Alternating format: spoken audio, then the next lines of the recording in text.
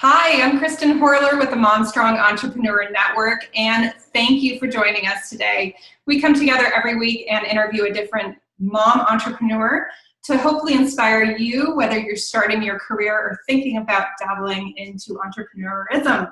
So today, our very special guest is Hannah Kullberg. Hi, Hannah. Hi, hey, I'm so excited to be here. Great. Well, I'm so excited that you could join us as well. So Hannah, can you tell us a little bit more about where you live and the ages of your children and anything you want to share with us about your family? Yes, I live both in Portland and Los Angeles. I go back and forth, spend the summers in Portland often with my family up here, and this is where our business is located in Portland. And then we have my husband's extended family in Los Angeles, and we spend a lot of time with his 97-year-old grandmother down there because that is a really important value of ours, just to keep the generations together.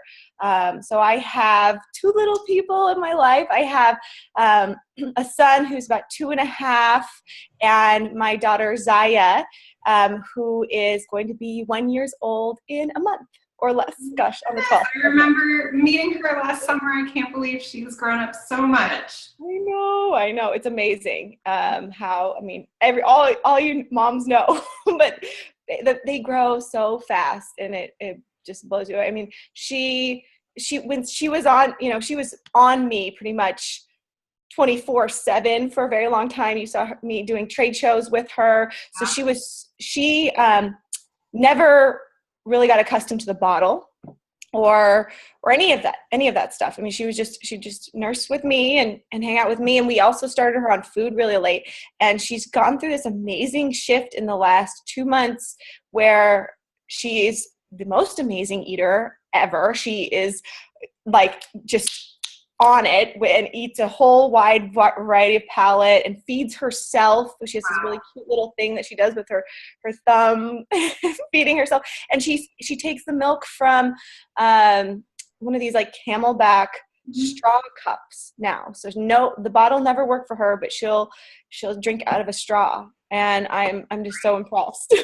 Wow. That where she's at and what, just how she's so independent.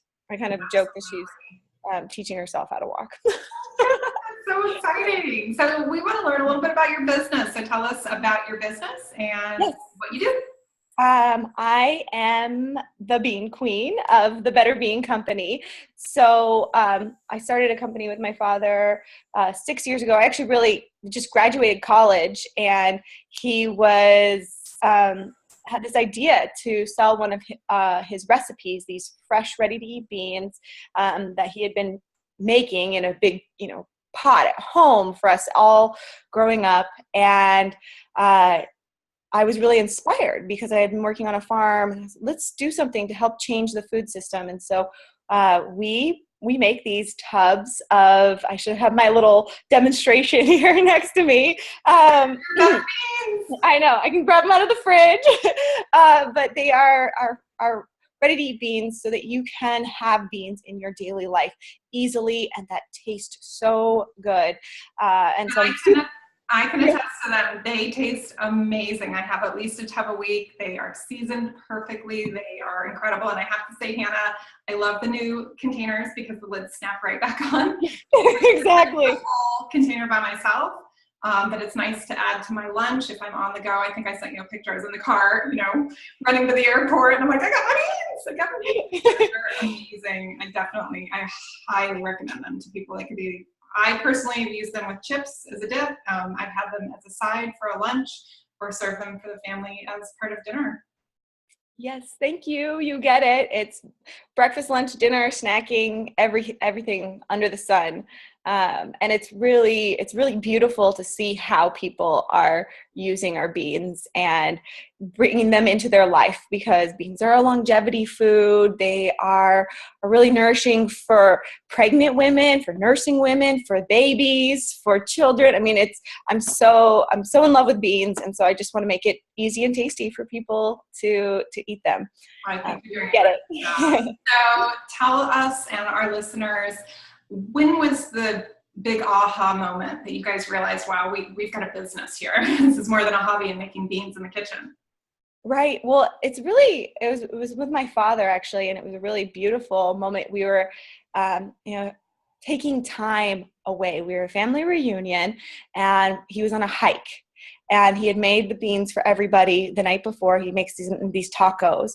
He was on the hike, and it was the down economy. He was looking for something to do. He said, well, what do I really have to offer the world? He asked himself that. And the first thing that came to his mind was, well, everyone really likes my beans. And then we started to investigate the market. He went to a couple of trade shows. Is there anyone else doing beans in a different format, not canned?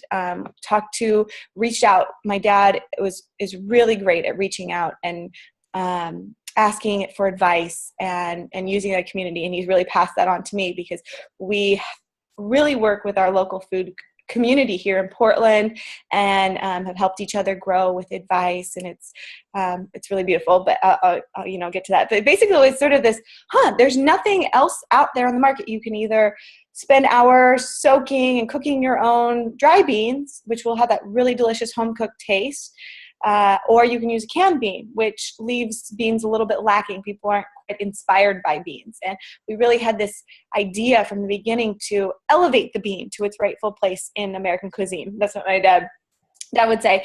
And it was very interesting, because Americans are a little bit wary or unsure about beans overall. I mean, there's now more and more articles out there about the health benefits, but for the most part, they're sort of a flavorless filler or something you have alongside your Mexican food, and not really thought of as a delicious, wonderful cuisine. So we've really took that conversation head on and go out there. We started in farmers markets. We were sampling to people, doing demos in stores. And that for me, in that process of marketing, was my real aha moment, because I had this idea that, we're going to have this hyper local business that sources all from local farms and just be really regional to the Northwest. And when we first expanded into Northern California, I was at a grocery store and I was demoing the beans, and I was looking at people's grocery carts and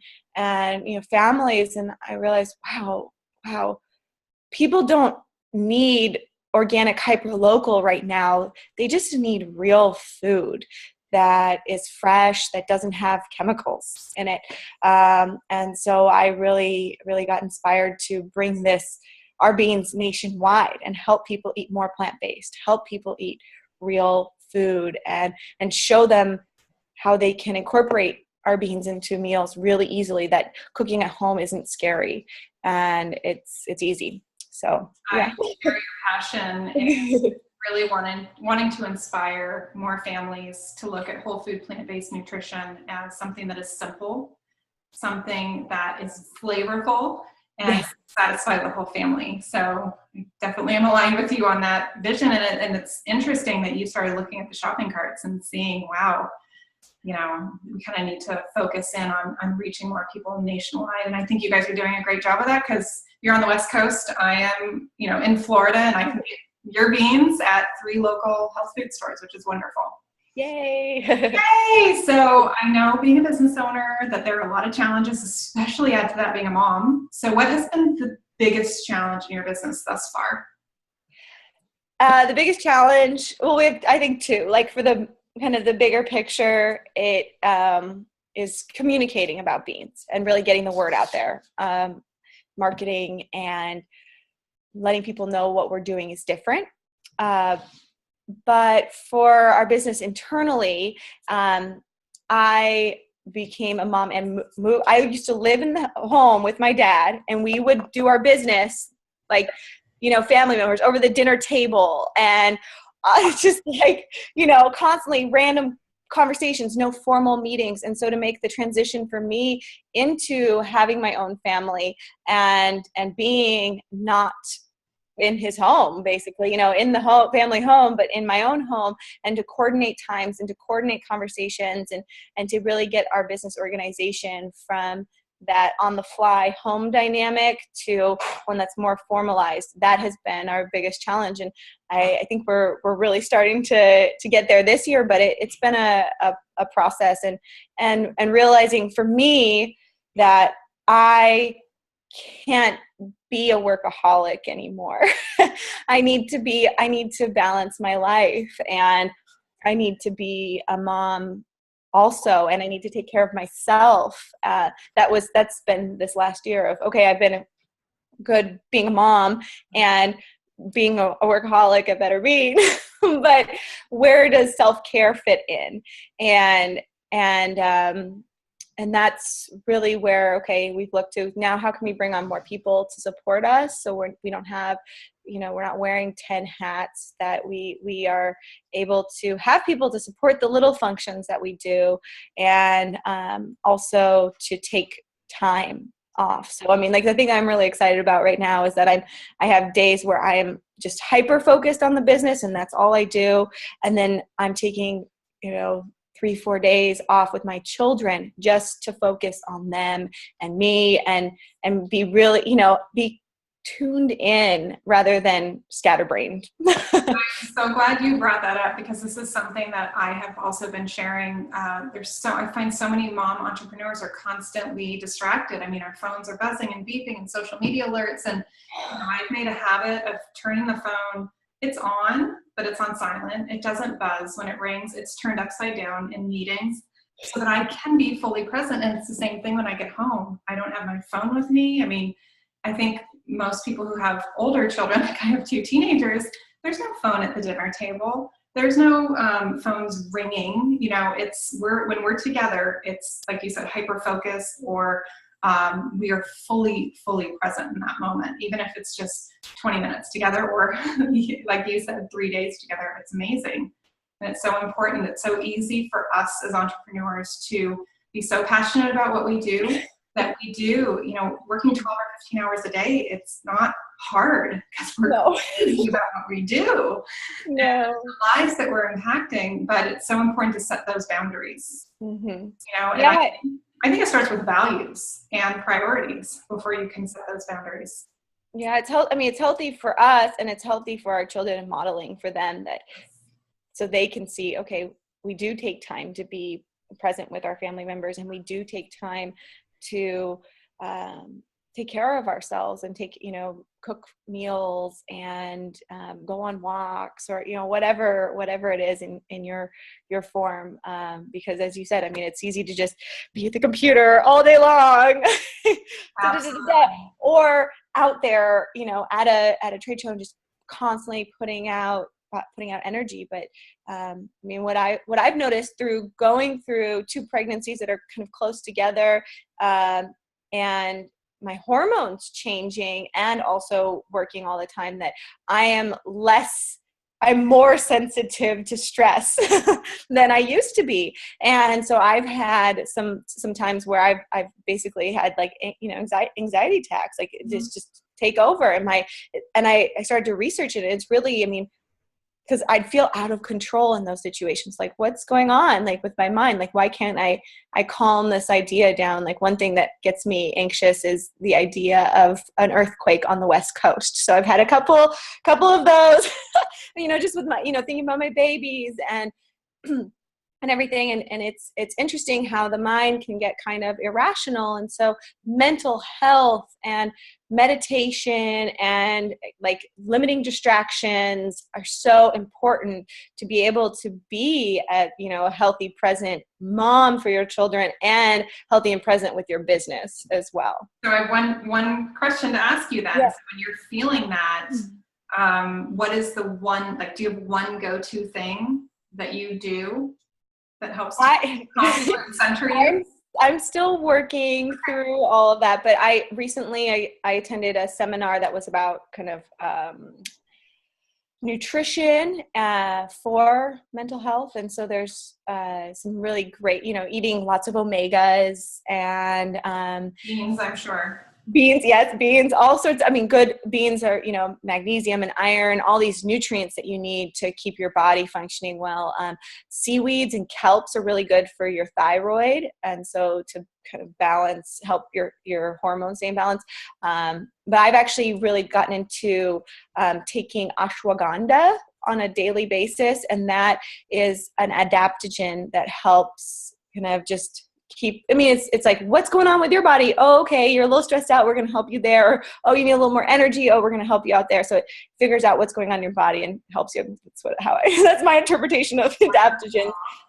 So I've had some of those herbal supplements in my life, but really in that moment, as you asked, to breathe and to remind myself that I'm okay. And so that's been really the big part of the journey, is that I'm okay, and that my family's going to be okay, and whatever project I'm feeling anxious about, that's going to be okay too. Like we're protected. And actually for me, it's been tuning in with my own personal divinity and kind of the divine, that instead of like, God's got my back sort of Right. concept. And that's been interesting for me because I was raised in a very non-religious spiritual household. But to find that for me and find that faith and that trust and that kind of knowing, it's like that we're, we're protected and cared for, and that we're going through this process for a really particular reason, to learn and to grow and to be grateful for everything that comes, and that every moment might have a burden, but it also has its benefit and the gift that comes with it. And so and that's how I've been trying to look at my life. Like, well, what am I learning in having children, having a relationship that I need to nurture? That's another lesson, kind of like of being an entrepreneur and having children, is that you also need to cultivate your relationship with your husband and your partner. That's so important to balancing and supporting everything else going on your life. And so, where was I going with that? Basically, just that all of everything that I'm learning here is going to make me a better person, and that I can kind of take a step outside of myself and outside of that moment. Right. And I think so much of what you are experiencing, other moms and mom entrepreneurs can relate to that. And I think it's really important to share the experiences that you have, because, you can inspire someone else so easily. So we are going to shift gears here just a little bit. And I have a question for you, which is all the knowledge that you've gained in your years of college, your education, your experiencing being an entrepreneur. If you woke up tomorrow and you had lost everything, and I'm not talking about your family, but your whole business was wiped out, and what would you do? What would you do at that point? But you have all this knowledge. Yeah. Right. I would look to plug in and support other small food companies. That's what I am pretty passionate there. I am getting certified as a health coach, so I'm also looking to do some one-on-one work with people. But obviously there's that crunch time, right? There's that time of, okay, what about the bills next month and what to do in there? And I think my first step really would be to, okay, well, where can I plug in with an organization that's existing that would benefit from my skill sets? I think I'll say my husband would say, no, we'd start our own business. And because we've got like 3 or 4 different ideas. Yeah. And I think I usually play it a little bit more safe sometimes. And he's a little bit more of a risk taker in that realm. But really what I'm trying to do in regards to that question right now is not have all my eggs in one basket, right? And have different avenues of creating and developing and wealth for our family. Yeah, I'm right with you on that one. I think it's so important to follow one course, but I also think it's very important to diversify. I mean, you don't want to diversify too soon, but A lot of times moms will say to me, gosh, you've got so many things going on. And I said, but it's all related to health and fitness. I'm not starting these random companies or businesses or direct sales that aren't directly associated with the core of who I am and what I do. And I agree with you. If someone is a brand new entrepreneurial mom, I wouldn't say diversify and try 5 things and see which one sticks. Pick one course and focus on that. And I find that to be the biggest thing, is that entrepreneurs just give up too soon. A couple of years into it, I'm not making enough money, this isn't working, this isn't taking off. That they give up too soon. It's the ones that push through and truly focus on why they're doing what they're doing. They're being the most successful ones. So wow. I will echo that, definitely. Go with your dream. Yes, absolutely. So a little more with the crazy off the wall questions. Yeah. If you're stranded on a deserted island, don't worry, your family is safe. What 3 things would you want to have in your backpack? I would want, and I think I was more thoughtful about this last, but I will definitely a multi-tool of, some sort, seed packets, and a water filtration system. Of all these interviews, no one has ever said sunscreen, and that's like my number one thing I think about is sunscreen. You put it under a palm tree or something. There you go. Well, I love it. So be honest with us, Hannah. How many hours of sleep did you get last night? Okay, last night I did wake up in the middle of the night, so I was up for a little while because my mind was running, and I took some notes on my phone about the things that I wanted to communicate to this one person, and that that happened. So I feel like right now we're in this sort of like energized, erratic time that's hard for people to sleep, and I've been experiencing that myself. But last night there was something magical happened, and I woke up late, and I did not set an alarm, so I had about 9 hours of sleep. And sleep is very important to me, and I don't often get enough or even consistent sleep, but I definitely make that a priority. I'm so glad to hear that. I never want anyone thinking, oh yeah, I can run on 4 hours, 5 hours of sleep. No, sleep is so important, and that's kind of when you think about all the different sort of pillars, that's an area I do very well in. I do very well in my nutrition and in home cooked meals. I do less well in exercise and stretching. That's where I have to grow. Yes. That's where I have to grow.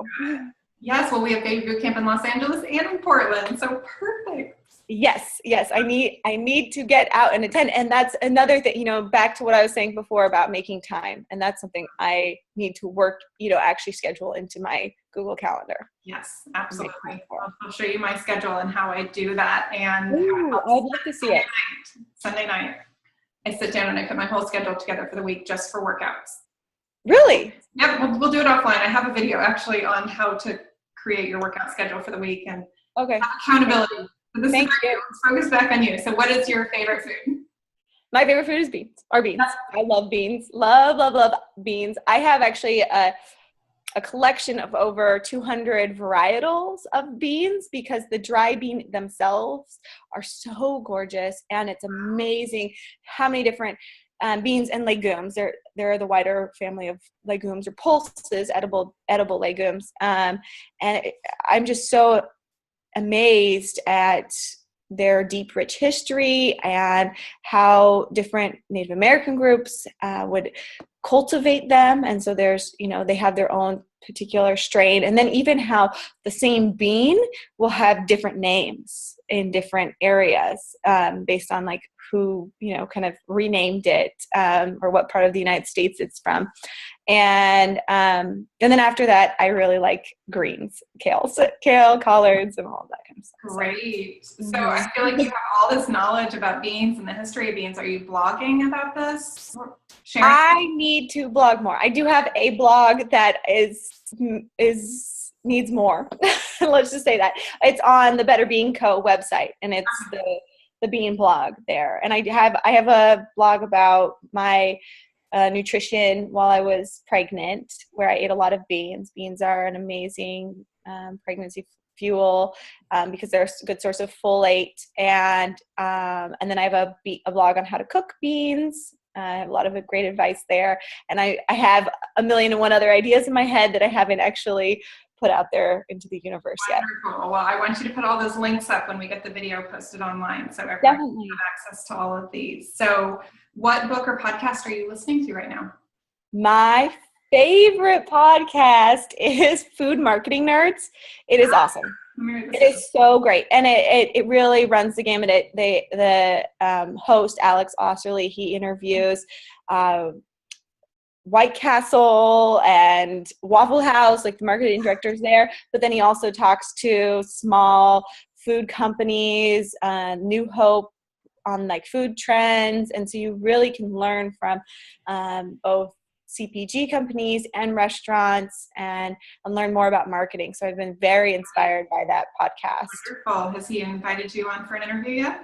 Actually, yes, that's how I found out about it. Excellent. Good. So I have I feel like mine was mostly about demos and our grassroots development. So I'm really inspired by learning, about how more established companies are marketing and using social media and other channels. And then I have been listening to Audible now a lot. I got an Audible account and I'm really enjoying that for business books. The most recent one that I really enjoyed was It's Not About the Coffee, and it's really about developing and honoring the people that work for you and really taking their feedback seriously and their ideas. And we have a brand ambassador network at Better Bean where we have them do demos in stores, and they're just local advocates. And then actually I have this new idea to actually have, people like you, Kristen, who are into the beans, know that the beans, be a sort of, glorified brand, kind of like the Burger King Kids Club, but for beans. So Kids Club. Yeah. So I recommend both of those highly. Wonderful. I love having book recommendations. So always hungry to learn more. What is your favorite quote? What is my favorite quote? It's hard to pick one. Yes. This one I will take from my father, and it relates to what I was just saying, but the strength of the dog is in the pack. So it's really about your team. And that has been a guiding quote for us in developing Better Bean and all the work that we do, is that we send out whatever it is, we send it out to everybody, not that they're necessarily an expert, just to get their initial feedback on, hey, what do you think about this? We just dropped samples at a bunch of local fans in Portland of a new baked bean that we're launching, just to get their feedback. What do you think about this? Does it meet your palate and your interests and all of that? And so we really believe in sort of crowdsourcing and working as a team. That's great. I love it. So as we wrap things up here, Hannah, I know you and I could probably talk for another hour. What is the best way for our viewers to get in touch with you? Definitely. So I am, my information is at the end of our website. So you can reach me directly. I probably need to change that. What's your website? betterbeanco.com. And then I'm also on Instagram at betterbeanco as our company. And then at Better Bean Queen as myself. And I have more things in the works later, so keep in touch. Exciting. Well, thank you again, Hannah. We will see all of you next Tuesday for another inspiring MomStrong interview. Be sure to subscribe to our YouTube channel and follow us on Facebook and Twitter. Have a great day.